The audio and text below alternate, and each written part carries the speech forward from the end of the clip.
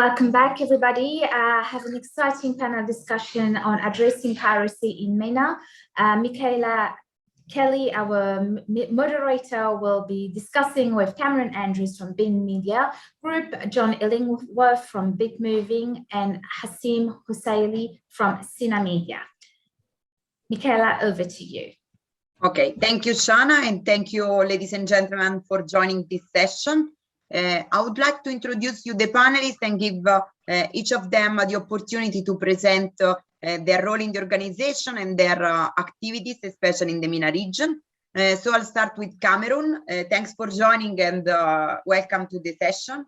Please introduce you are very well known, but it's never enough to present your activities here.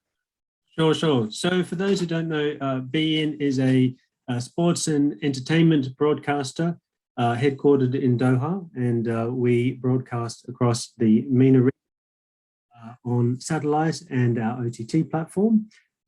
We have a very large portfolio of sports broadcasting rights covering European football and US sports and also entertainment content.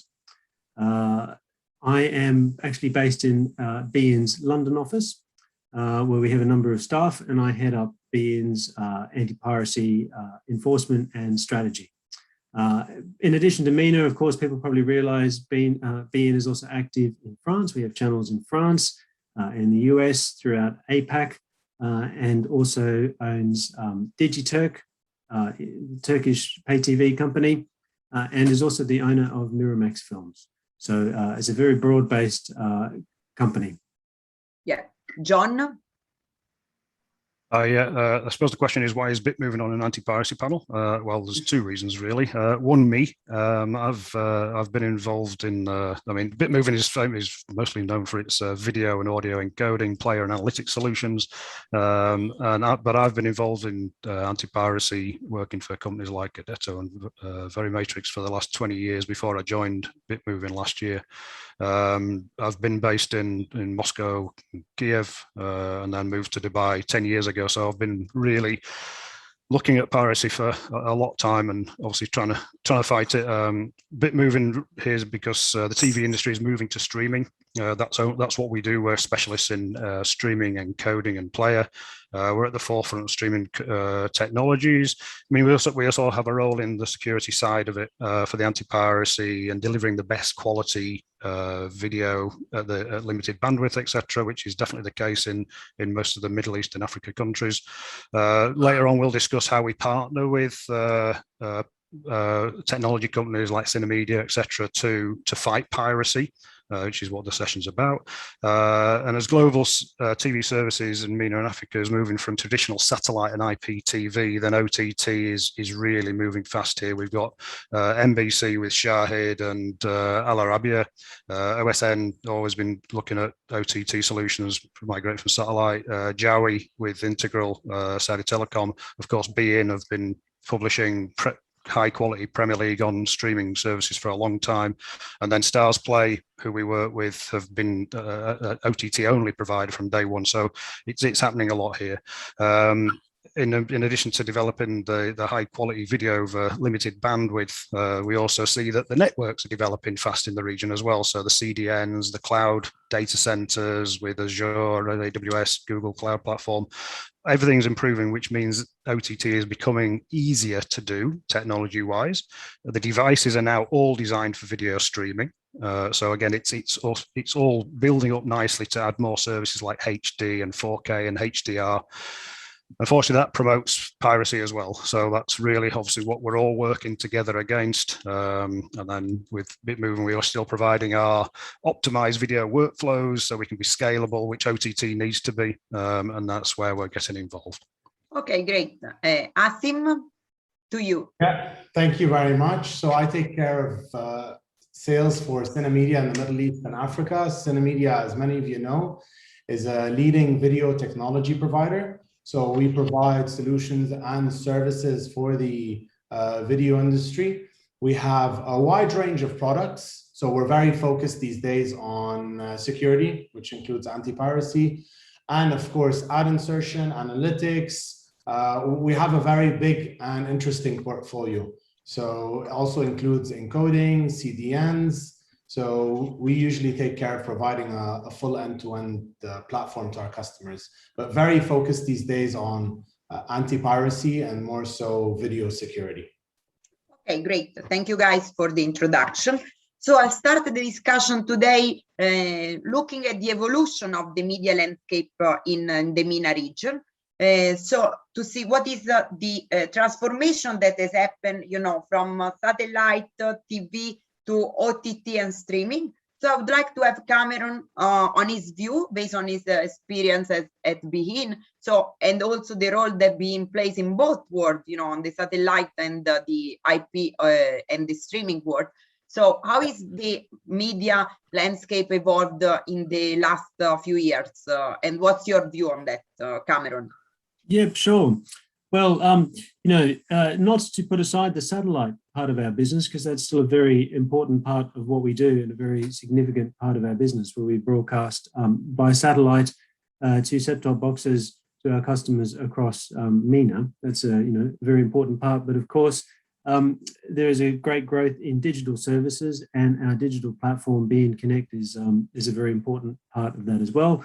And of course, there's more and more content being made available to consumers in the region through legitimate OTT streaming services. And obviously that is changing the landscape. You know, John outlined a little bit of that in his introduction. I think, and I'm sure we'll get on to more about this in the discussion, it has a big significance for piracy, because the pirates were actually there first when it comes to streaming. And so we have more and more services, you know, offering content to consumers across MENA in the streaming space, but they're having to compete with the pirates who were actually there first. Yeah, John, you'd like to add, you know, also from the content offering perspective, you know, how the content has changed from pure international to regional to a mix of both, you know, like, and also how piracy has to cope with this different type of content. Yeah, there's a big shift really from even when I got here 10 years ago, that the pay TV operator, you subscribe to a pay TV operator and got all your content. That's definitely shifting now with OTT. You get certain services on one provider, you go to Netflix for your films, beIN for your sport, etc. So you go to the different services. It creates a little bit of confusion, or it creates more cost for the subscriber. The industry is moving, it's evolving, and particularly with COVID last year, streaming went crazy for us on our customers. We could see that the demand for streaming was vastly increased. We had to then, we quickly fast-tracked some new technologies to reduce the bandwidth to get the quality back up again. But I think where it's happening on the piracy is because the consumers are saying, okay, I need to subscribe to this service, I need to subscribe to this service for this channels. They can go to piracy and find out what they want without paying, obviously, taking the risk of malicious downloading software, etc. So there's a massive shift in the whole industry going to OTT. There's work to be done by all the partners as well, but I think, as Cameron said, the satellite is still a very strong industry in the Middle East. It's the easiest way to deliver to all the countries, regardless. There's no question of bandwidth speeds. Your satellite, you'll get a perfect HD picture every time. But there are technologies now that are giving you that similar user experience, maybe not quite so much on live sport with the latency over OTT, but again, the players increasing functionality, certainly encoding over HD over a very low bandwidth. So if you're in Egypt in a remote area, you can get a decent quality picture at least. So the ABR, the adaptive bitrate technologies of streaming technology is definitely benefiting the streaming industry. And then it goes into the advertising space. Before, again, NBC built a company on free-to-air satellite TV for advertising revenue. That's shifting as well now. So again, the industry is shifting, not just for the technology, but for the business model as well. So we're seeing this very much. Obviously, we're a bit biased because we only do OTT, but we feel we're in a good place because the world is going OTT streaming, and now even in Middle East and Africa with lower bandwidth, people are getting a good quality service. Yeah, Asim, you would like to add something on this shift based on your experience in the MENA region? Yeah, I agree actually with what Cameron and John said. And there is, in my view, daily, if not weekly shift in the piracy industry, very specifically the piracy landscape. And if we compare maybe 5 or 10 years ago to today, you'll see how much we've evolved, not just from a content perspective, investment in content, but also from a technology perspective. If we just look at that shift on its own, we'll realize that, you know, we are going through a transition, and this transition is key, not just for the industry, but for this region very specifically. So, you know, defining, planning and strategizing around next steps during this transition is very key to success for most providers. Yeah. Picking up on this, you know, I'll start with you, Asim, you know, like what are the type of piracy, you know, for the audience? You know, we know in the MENA region, there is still satellite, there is IPTV, there is OTT. So what are the type of piracy, you know, that you guys face in the MENA region? So I'll start with you and then with the other panelists. So we can summarize for the audience, you know, the different scenarios. Yeah. I mean, you mentioned a lot of them. You know, there's piracy on different platforms using different devices. You know, you have some pirates that are selling credentials online. You know, you can go to let's say a dark web, buy credentials for a specific platform for a fraction of the price, or credentials for a set of platforms for a fraction of the price. There are illegal streaming links, you know, as I think many consumers or many of the viewers even watching probably consume on a regular basis. There are even pirate networks online where, you know, you log into a browser and you have a set of videos, you can watch video on demand, a set of live channels as well, linear. So you pay an annual service, and you know, you're subscribed to that specific online service that a pirate has put together. So there are many shapes, many forms, many ways. And I think the most important thing to bear in mind is the consumption of piracy has increased drastically. Our statistics and our reports show, and I have to admit, we do pay a lot of money for reports because we're very interested in all these statistics and all this data. I can tell you that over 80% of people, whether they like it or not, you know, consume pirated content in one way or the other. And in my view, that's these are MENA, sorry to interrupt, these are MENA specific data, so for the MENA region or global? No, this is global, so. Okay, global, yeah, just to, you know, identify it's not only a MENA region problem, it's a global problem, yeah. Yeah, absolutely. I think in MENA, it's, in my personal view, from what I see, I think we have a bigger problem in the region, especially if, you know, people look at their colleagues, their friends, and everyone around them. Almost every single person consumes pirated content in one way or the other.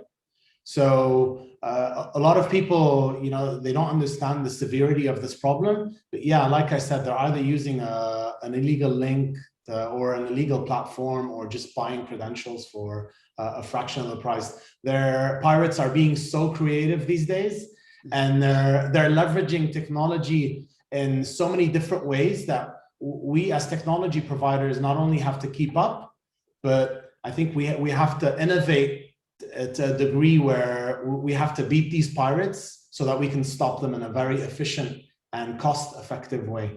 Yeah, I also work in an OTT business for sports rights, and social media was also a source of piracy for us, you know, like accounts on social media, on Instagram, sharing links. So these days also social media is, you know, is proliferating the way piracy reach out to people that might not even imagine, you know, like to go pirated content. From you know, the operator perspective, so from Cameron, I would like to ask you, what are the operators, you know, what the operators are doing to fight piracy in terms of technology, and then we'll cover, you know, the regulatory aspect. But from the technology point of view, I know you, Cameron, you have been involved in this topic for quite some time. So what's your view on that? Sure. Michaela, first, I'd just like to say a couple of things about the piracy landscape in MENA, if I can, just picking up on Hashim's points. I think it's actually worth starting with the pre-OTT environment.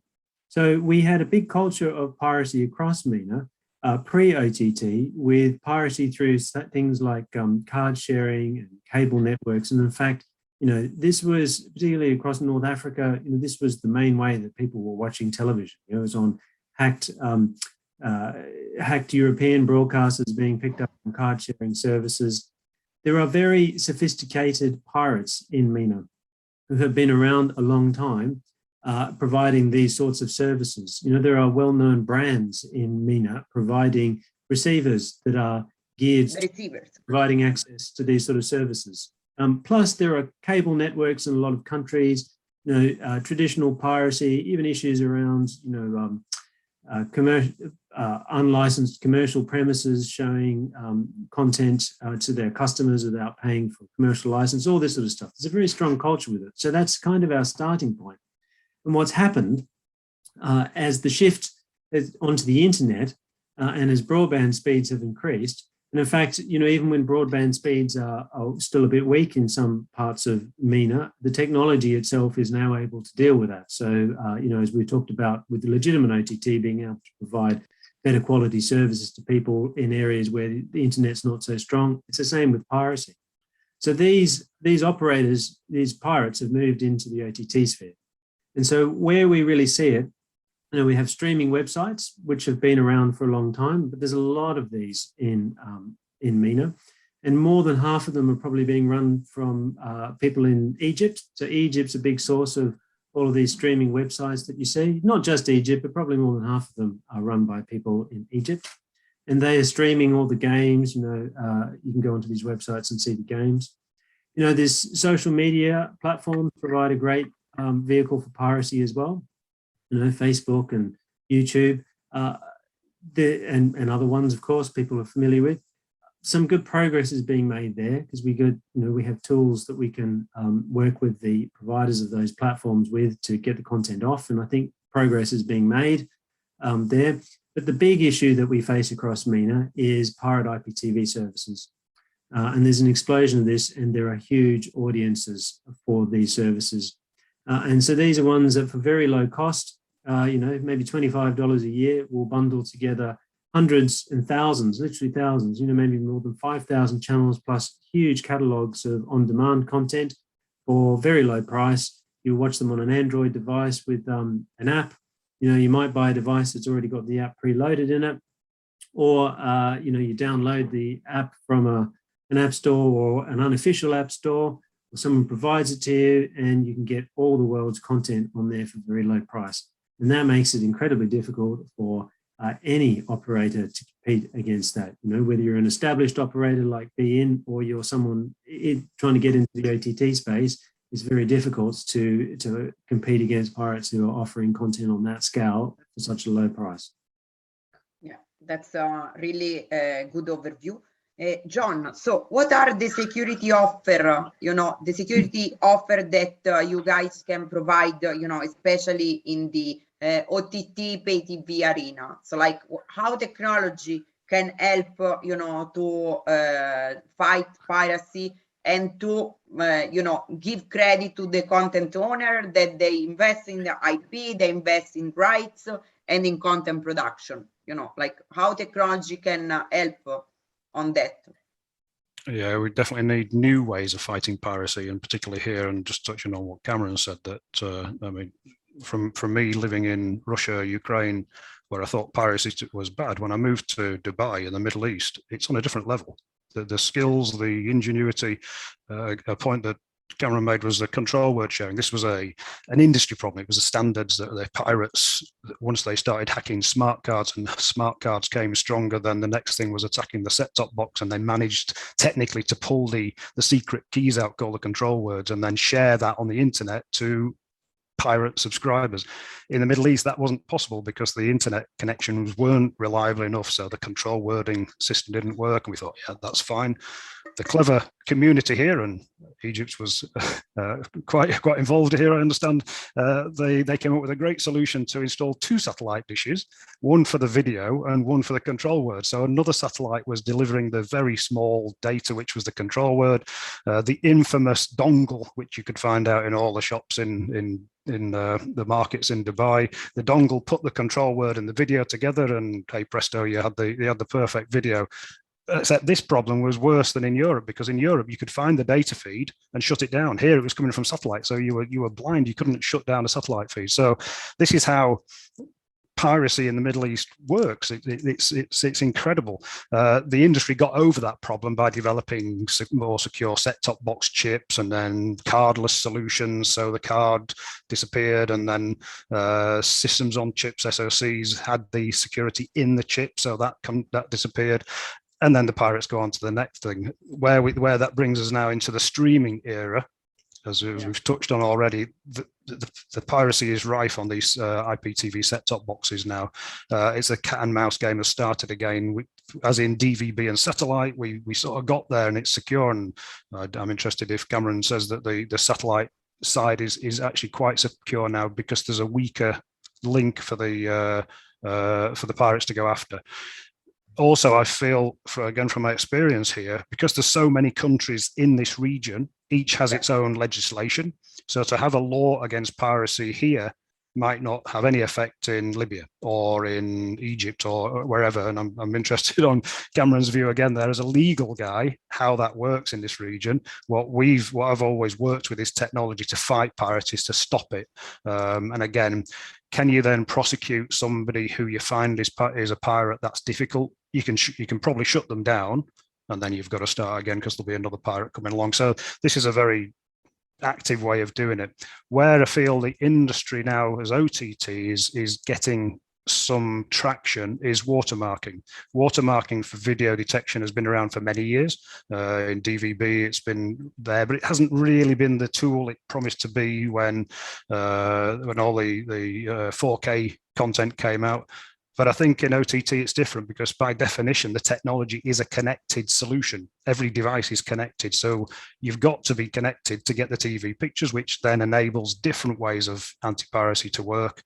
And where I'll touch on it later on, we're working with some of the anti-piracy companies who develop DRM and watermarking to integrate them into our encoding and player for OTT. So I'll touch on that again later on. Okay. Asim, from technology perspective, you would like to add any point to what Cameron and John just mentioned? Yeah, indeed. I mean, Cinemedia, is a very strong leader in this space. We do offer solutions and services to tackle anti-piracy, and we do offer both to tackle the different types of I would say anti-piracy on different types of platforms. The platforms that we discussed, right? So whether it's through watermarking or on OTT, or whether it's through analysis, detection, and then takedown by using our services, we have a wide range of solutions to be able to help the industry and help our customers, depending on, I would say, what type of platform you have, and then the type of piracy that you're going through. And I have to admit, it does require a combination of solutions and services, which usually is not the best scenario for a lot of our customers, mainly because a lot of them ask for mainly solutions without any services included, so it can be more cost efficient. One of the issues I'm sure we'll talk about today, but yeah, we do offer both for the different types of piracy solutions out there. Okay, great. So moving, piracy, we tackled the technology aspect, but then the other main pillar in fighting piracy is regulation. And as mentioned by John, the MENA region is made up by many countries with different regulation, with different laws. I think also GCC is trying to come up with something, to enforce initiative at GCC level, but still, maybe a lot has to be done to complete, this regulation framework. Cameron, based on your expertise, coming from being and, looking at maybe GCC more details and then the rest of the countries of the MENA region, what's your view on the status of regulation so far? And, how, coalition of both operator and regulator can work together on this topic? Sure. Michaela, I have some builders outside my house who are suddenly making a huge noise. So let me know if it's a problem. But I think they're a little quiet at the moment, so I'll do my best. Yeah, I have dogs in my house, so. Cameron, have you moved to Dubai then? Exactly. It's quite a racket. Anyway, the thing about MENA, of course, it's not one uniform territory, is it? There's lots of different countries and lots of different issues. I think regulations are changing. Look, and in the GCC, for instance, the piracy issue is being taken more seriously, but and there's some good things happening there. But the thing about the internet is, it's ubiquitous, isn't it? So streaming coming out of one country can affect not just MENA, but the globe. Yeah. For instance, we see a lot of our piracy coming out of Iraq. There are some very sophisticated operators in Iraq who are actually very technically savvy. Now, it's easy to think of a country like Iraq as being disconnected from the rest of the world, but it's not. It's just not at all. And, so pirates operating in Iraq can actually provide streams to the entire global IPTV, pirate IPTV ecosystem. And that's what happens. And there isn't much that can be done in a country like that from a regulatory and law enforcement perspective, for issues that would be well understood. And that's the case in other parts of MENA as well. So it means that there isn't one answer here. Technology is part of the solution, and BN has invested a lot in technological solutions, and I think had good success with that and made it much more difficult to pirate our content. But the piracy still continues, because the thing about the internet is you don't need many sources. They can be replicated on the internet an infinite number of times. So, a couple of sources can actually fuel the whole pirate IPTV ecosystem. And that's kind of what we see happens. So technology is a very important part, but not the only part. Regulation and enforcement is an important part as well, but of course there are shortcomings there. Other techniques like blocking. So we work with ISPs and regulators in countries to have ISPs block customers from being able to access pirate streams. In the UK, that's been a very successful tool used by certain rights owners, particularly the Premier League, and is being done in other countries. We have some blocking in place in MENA, in some MENA countries as well, and looking to expand that. I know outside of MENA, operators and rights owners are looking at expanding those programs too with considerable success. So there's a raft of different things that we have to do in order to tackle the piracy problem. And working together is a very important part of it as well. Not just between broadcasters, but in particular working with rights owners. And at BN, we've been leading kind of the call for rights owners to do more. And I think rights owners are starting to do more, some rights owners certainly. But also I think rights owners need to step up and kind of coordinate their activities as well. It would be good in MENA to see the kind of rights owners, coalition or rights owners organization starts to actively pursue enforcement, pursue regulation and law change, and take a leading role in fighting piracy across the whole region to protect, the value that exists in this market, because it's considerable. Yeah, definitely. John, you would like to add something from the regulatory perspective on some initiative, maybe in the North Africa or GCC, if you would like to add something to the discussion? I've always been a technology-related involvement here. I did work with some of the local companies, and the way we could get involved there in certain technologies can provide indelible evidence this was the pirate. So there are ways of identifying where the piracy is coming from, whether it's a server in Netherlands or whether it's in Ukraine or wherever.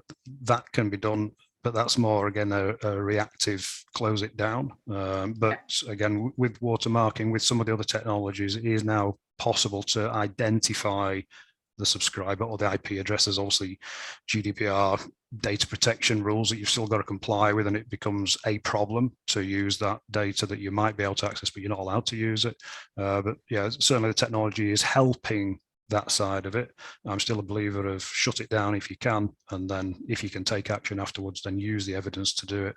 I think with the watermarking, there's different ways of doing the watermarking, either from the server side, so you're marking the image from the encoding side, which is where we're getting involved with integrating the watermarking on our encoders. We've done that already for some customers, and it's working reasonably well. The other side is doing the integration of watermarking in the player, so actually in the device. So when you download the app, the technology is in there to trace that, and Hashim will explain that probably in better details than me. Having been a watermarking provider, this is getting really useful. And there's different strategies why you would go for server side and why you would go for client side. This is to be discussed at the technology level. But using that information, which is indelible evidence that you can save for legislation, I think is very important. Yeah, definitely. Picking to the next point is raising awareness. John, I'll get the question to you to continue the discussion. So we know raising awareness is an important part of the component of the equation, because sometimes the audience, they don't realize, the investment, especially as Cameron mentioned, in right owners, in bringing premium content to this region. So how piracy is actually affecting jobs, affecting the value of the industry, and compromising also the opportunity to develop more content, because resources are limited. So what's your view on raising awareness? What can, based on case studies in other countries, or on your recommendation, your initiative at BitMovin? So what can we do to raise awareness on this issue and on the consequences of piracy that have on the broader market? So yeah, what's your take on that? I've seen the likes of OSN, NBC, they're showing that people have been convicted in the news, etc. So that's been publicly. So people are aware that it is illegal.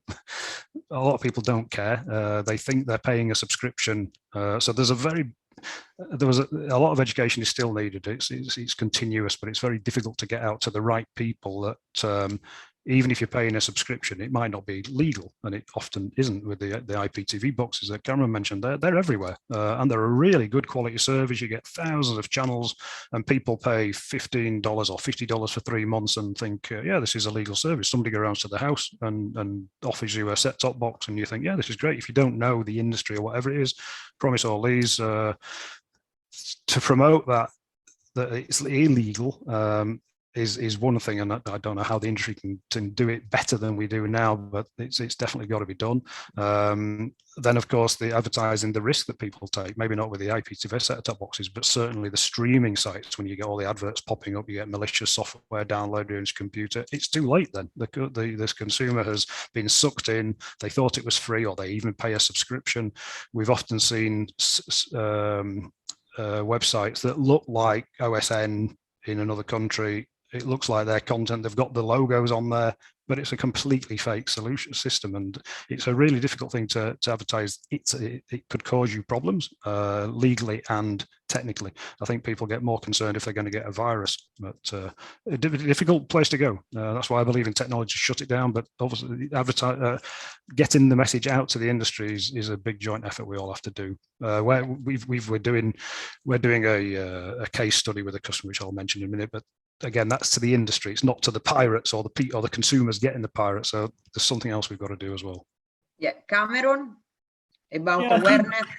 Yeah, I think awareness doesn't just apply to the consumer. I think in some of our markets in MENA, some of our less developed markets in MENA, where regulation is lacking and enforcement is lacking, it's awareness amongst regulators too of the value of the rights and the reason for protecting them.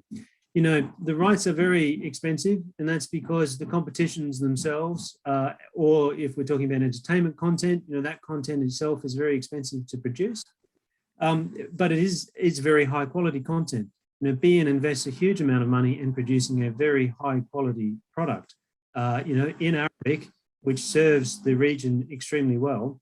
And as people are probably already aware, some of the content that we offer has been reduced of late, and a key reason for that has been the impact of piracy. If people want to continue being able to watch high quality sports competitions, broadcast with good production values, or even to have very significant events organised in their region, then the value in those events has to be protected. At the end of the day, piracy is a parasite. It's a parasitical activity. And what happens is the parasite attaches itself to the host, and it does very well for a while, and then eventually the host dies and the parasite dies too. And honestly, I think that's where we could end up with piracy if there isn't more understanding of the impact and more willingness, from regulators in some countries in MENA to take the impact of piracy more seriously. Yeah, the impact. Yeah, Asim, you want to add from your perspective on the awareness, on raising awareness, or what you guys are doing, maybe with your clients or case studies in the region? Absolutely. It's a very critical topic, by the way. So from a technology, I'll tell you from a Media perspective, we're investing in a lot of companies to be able to get the right data, the right reports and the right statistics to be able to create more awareness in the market. We're also trying to promote our solution the right way. So, we can offer our solution and services combined together to our customers so they can understand the severity of piracy. And I agree with what Cameron said, technology plays one role, but there is another role to be played here, which is by all the service providers combined together. I believe it's very critical they work together along with the authorities to be able to have a stronger impact. And I think that's gonna be the strongest factor to tackle piracy altogether, because if each of them tackle piracy on their own, it's gonna be 10 times as difficult. But when combined and when working together, creating this awareness in the market, creating this awareness through the local authorities as well, just the impact they'll have on the local market and on the regional market is going to be a lot stronger. And I think that's very, very important, combined, of course, with the right technology in the background. Yeah, and discussing about technology, just to wrap up the session and give to the audience a bit of overview what's coming next. So what are the evolution that you guys are expecting, maybe in terms of R&D, in terms of new technology? So like how, the technology is evolving also, to find new solution. We mentioned watermarking, but, I'm just throwing ideas, like AI is everywhere these days. I don't know if there are any AI specific application fighting piracy, or understanding customer behaviors. The internet is an open book because we can track, where things are coming from. So how technology is expecting to evolve in the next, let's say, 5 years to make sure that piracy is more under control? So you guys, you can debate on this with your comments. Yeah, I'll give you some of my comments, and I think I mentioned this a lot today, saying solutions and services combined quite often. And what I'm trying to make very clear is we require a lot of human intervention today. So I guess there's a big aspect of how technology will evolve to be able to reduce human intervention.